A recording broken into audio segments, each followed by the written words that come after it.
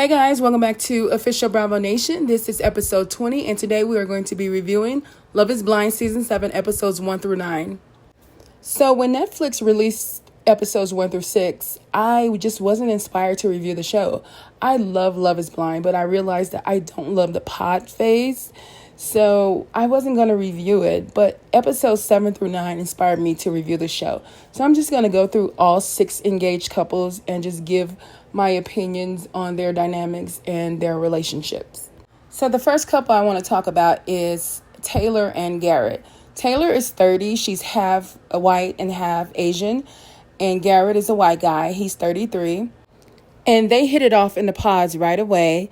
But there's a moment where Taylor doesn't want to say her mother's first name, which turned out to be Fong, because she didn't want to give away her ethnicity. And to me, Steven kind of freaked out in a way that I didn't like or appreciate. He accused her of being manipulative, and it was just weird because he said he had only dated white girls. And I found it odd that he would come on Love is Blind. He just assumed she was white, I guess by her voice. And so that freaked him out a little bit. But they got through that, and they ended up being very compatible. They got engaged. They really did. Garrett and Taylor are the couple that we have every season that is stable. You're like, we know they're going to get married. They always have like one or two minor issues. And their biggest issue is Taylor wants to move back to San Diego. I think that's where her family lives. But Garrett, he's from Fredericksburg, Virginia, and this is where all his family is. His family, they weren't the nicest to me. I don't think they were as welcoming to Taylor as they could have been. But Taylor is so intelligent and well-spoken that she went in there. She killed that meeting. The way she spoke to them, I was like learning from her and like very envious of her ability to talk and explain herself, and she was just really good. And I feel like his parents are tripping because they would be lucky to have her as a daughter-in-law, but they don't want their son to move to San Diego. But that is their biggest issue, is moving to San Diego, and Steven said he would be willing to do it. So they're really stable, and Taylor is very supportive. There's a moment where I'm going to talk about later where they were really supportive of Monica, and that just really warmed my heart to the two of them. But yes, Garrett and Taylor are our stable couple who's very likely, I would bet everything that they are going to get married. The next couple I want to talk about is Alex and Tim. They're both 33 years old. They're both black. In the pods, Tim was doing a lot of trauma dumping to me. Tim lost both of his sisters. It was just the three of them. And one died when she was 18 from lupus. And I believe the other one died like a few years ago in a car accident or something like that. And I don't want to seem unempathetic because I'm very empathetic. I'm so sorry that he lost his sisters. But it was a lot of trauma dumping onto Alex. And every time you would see them in the pods, Alex would be crying. And it's just, to me, this phase should be about romance. It should be romantic. He gave her a gift, a bracelet that was from the older sister to the younger sister. It was like the last thing she had gave her.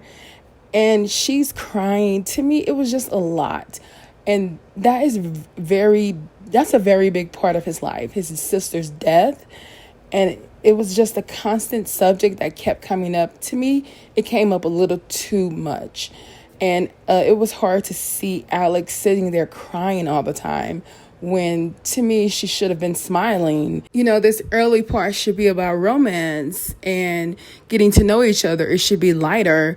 So I don't know. I just felt like it was a lot of trauma dumping. And I was kind of annoyed with Tim in the pods. But then Alex, her parents are divorced, but both parents have MS.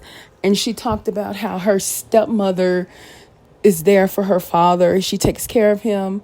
But on the other hand, her mother's boyfriend left when her MS started flaring up.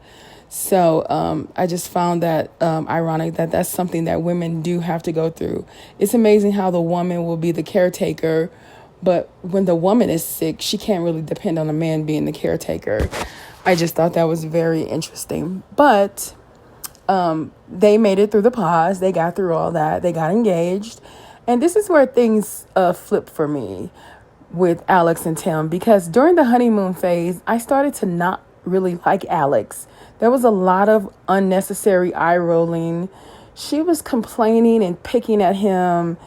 And it was just like, relax, girl. This is not, you don't need to be doing all this. To me, she was doing too much.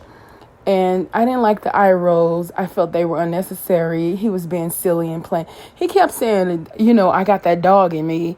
And he was joking, but I could see how that would be annoying. But Alex was being a bitch. She really was. And I just wasn't liking her at all. And they ended up, when they do the honeymoon and they have all the couples meet up for the first time. The next morning after the couple meetup, first of all, at the couple meetup, Tim was drunk and he was annoying me there. But the next morning we see Tim knock on the door. So we know that they didn't sleep in the same room together. So apparently they had this huge fight off camera. We don't get to see it. We actually don't even get the details of it. Apparently she called him a name, which I'm thinking she called that man a bitch, which was way out of line.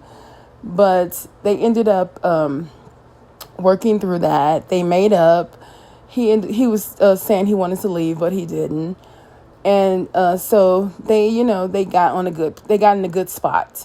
And then they move in together. Tim, he has his house, his apartment. It's just like a regular man cave. Is really neat and clean. Alex's apartment is disgusting. Like, I cannot believe she let those cameras in that apartment and let everybody see how gross she was. She could have hired someone to come and clean up. She could have got one of her friends, paid them to come and tidy up a little bit, something. She just did not give a fuck. To me, she doesn't like Tim. Because if you like a man, you want to, especially in this early stage, it's really not you. It's your representative that you're showing. And you try to show all the good sides of you. To me, she doesn't like Tim. Because she just does not, she didn't give a fuck about him seeing her living in squalor, really. But we meet Alex's family, her father. He's, his MS is progressed, so it affects his voice and his ability to walk. And he was just a really sweet man. I really liked Alex's family. And him and Tim had a great talk. Tim impressed me at the family meeting. You really got to just sit there and listen to him speak. And he spoke so eloquently and explained why he loved Alex. And, he just did a really good job to me talking with her father and her family. And so that's where we are with them. There's not a lot of drama there at the moment. There was drama in Mexico, but, I feel like they're in a good place right now. But I still don't really... in the pods, I liked Alex and was annoyed with him for all the trauma dumping he was doing. But then outside of the pods, I really don't like Alex. I really don't care for her. And I just think she's just rude. She's rude. I don't like her rolling her eyes at him on camera like that. I just feel like it's unnecessary. Her attitude is stank and it's uncalled for. The next couple I want to talk about is Hannah and Nick. Hannah and Nick are the youngest couple there, and they are the reason I believe 20-somethings shouldn't be allowed on Love is Blind. She's 26, he's 29. And in the pods, Hannah was in a love triangle with Leo and Nick. Leo was this weird guy who claimed he didn't want women who wanted him for his money, but every other word out of his mouth was about how much money he had and how well off he was. And apparently his entire family died and he inherited all the money. And he was just this weird person. And Hannah was in a love triangle with Leo and Nick. She ended up picking Nick. They ended up working out and getting engaged. And when they went to Mexico for the honeymoon phase, it was a disaster. Hannah, she has this really bad attitude. The women on this season, it's been hard for me because I want to root for the girls, but a lot of these women are just, their attitudes suck. And Hannah, she's just always putting him down and just very negative towards him. And Nick, he still lives at home with his parents. He lives in the basement. You know, he said his mother and father still pay his cell phone bill, and he's just not as responsible as you would think a 29-year-old man would be. But, you know, Hannah, it's like you agreed to marry this man. You knew all of that. He told you that he lived at home in the basement, and you still agreed to marry him. And so that's kind of on her. But she's so condescending towards him. And it actually looked like it was hurting his feelings. And he was talking to her brother. Her brother came over to meet him. And when she walked away, her brother said, you know, that's how she is. She does that to him, too. She can really, jab you, and it can hurt. And so Hannah, she's just not my favorite person. Nick was annoying in the pods, and I ended up liking Nick outside of the pods more than I liked Hannah. The same way I felt about Tim and Alex is how I feel about Hannah and Nick. Where in the pods, well, actually, I really didn't like Hannah in the pods either. But it's just difficult to watch her constantly putting this man down. I just don't know how this is going to end. I don't think they're going to get married. I actually think they're both too young for this show. And Nick, when you're living at home in the basement, I don't think you should be looking for a spouse. I think you should be trying to get yourself together and become more independent. So I don't even understand why Nick is on this show. His presence on the show is really giving clout chaser. And I just don't see him and Hannah getting married. That's my prediction, that they are not going to get married. And I don't think they should get married. And neither of them are in a position emotionally to get married. It's just, no, this is not happening. The next couple I want to talk about is Ramses and Marissa. Ramses is 35. He's originally from Venezuela. And Marissa is 32. They're both black. Marissa was in the military. She made a connection in the past with this other guy named Bowden, who was also in the military, but she made it seem like she didn't want to date a military guy. She had that experience and had bad experiences with men in the military, so she wasn't looking for that. And I felt that Marissa and Bowden were a better match, but she ended up choosing Ramses for whatever reasons. I don't know, because to me, their ethics are completely different. Like, she's military, he's anti-military. I don't understand how this is going to work, you know.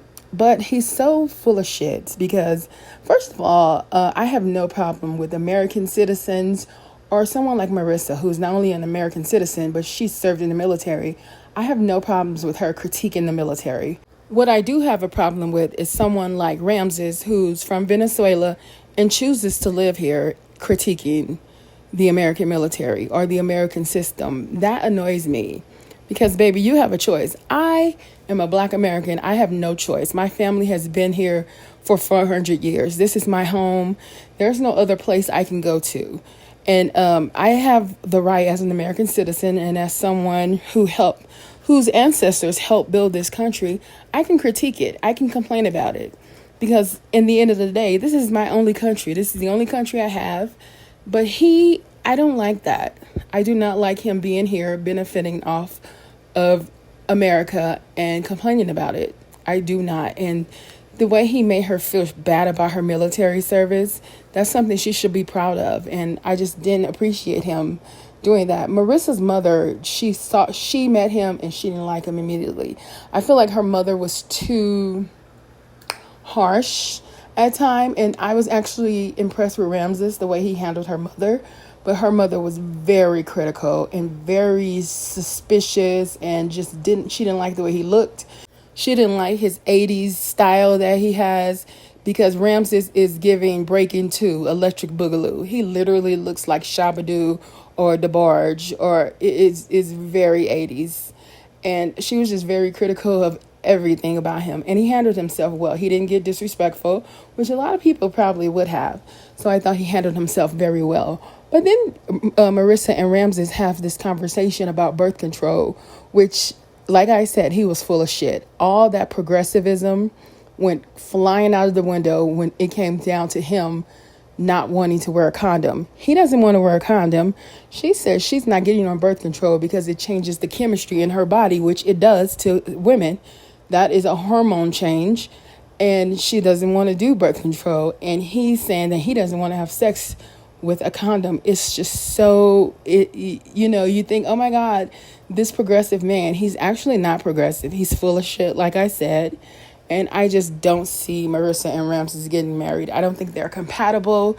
The things that, you need, your ethics, morals, all of that stuff need to line up.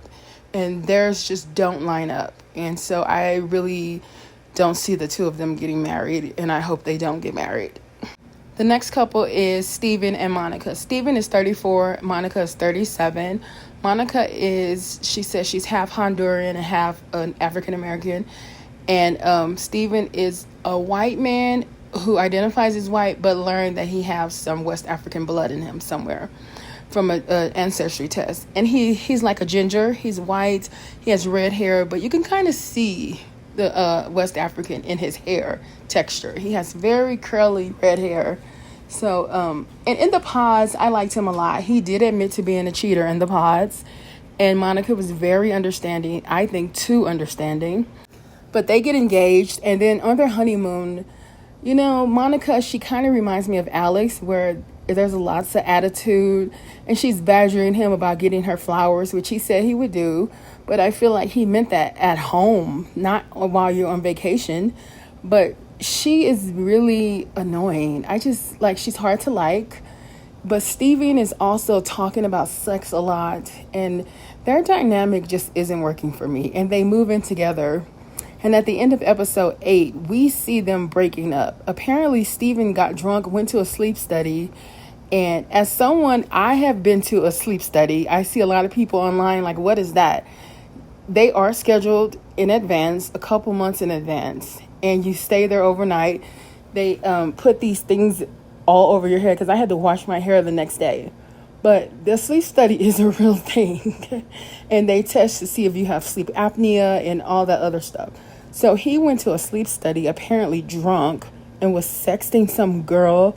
And she found all these kinky fetish texts between him and another girl. And he kind of just admitted it. Like, it seemed like he didn't have anything else to say. And he just got up and left.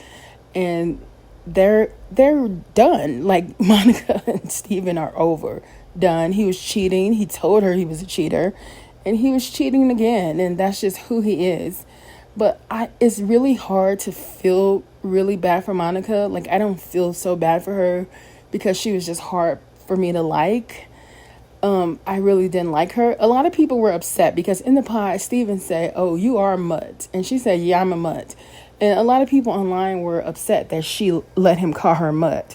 But I feel like they're both biracial, if you're biracial or multiracial, I feel like those jokes are okay. Like, I'm not. I'm just straight up African American. So, I wouldn't call someone a mutt. But if they want to say that about themselves, I don't think that that's that bad. I don't understand why people were upset with her. I don't agree with that. I feel like that's an in joke with biracial and multiracial people. And you don't have the right to be mad. Like, don't be upset with her about something that she's not even upset with. People love being outraged.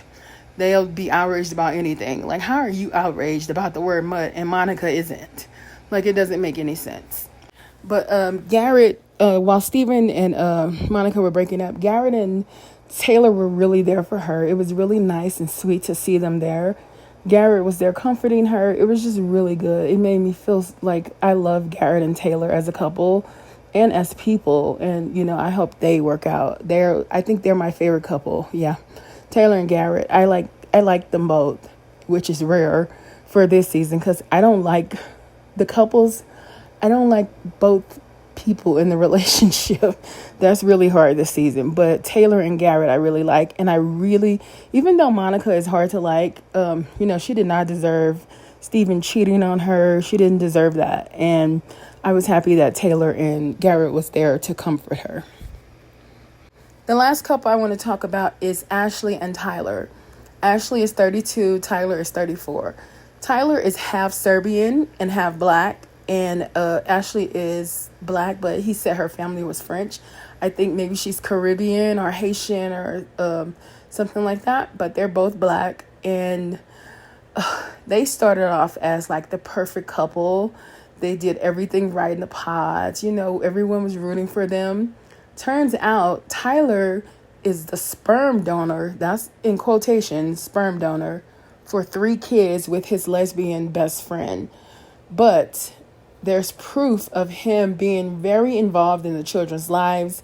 And when he came on the show, he scrubbed all the kids from his social media. And there's pictures of his mother saying, these are her grandkids. And Ashley talks about having kids every day. They show it. We see them talking about having kids. He's going to name the boy. She was like, no, you can't name the girl, but you can name the boy. It's a topic that comes up a lot between them. Children. He had every opportunity to be honest with her, and he wasn't. And it's just so disappointing and disgusting to see him lying. He's just straight up lying. And I just really, really hope that Ashley doesn't marry this man. She deserves better than this. He's a manipulator. If this is a secret you'll keep, what other secrets are you keeping? I just don't trust him. He's so fake, which is really hard to take because I thought he was the first 6 episodes. I thought he was so great. I was like, oh my God, that's so sweet. Ashley is, there ended up being 4 Black women who got engaged. And, at first you're excited about it, but Ashley is the only one who I really like. I really don't even like Marissa. I don't like Ramses at all, but Marissa is kind of annoying to me too. But Ashley, I liked Ashley a lot, and I was really hoping that she found the perfect man for her. But Tyler is just trash and a liar, and she does not deserve that. And I just really, really hope she didn't marry that man.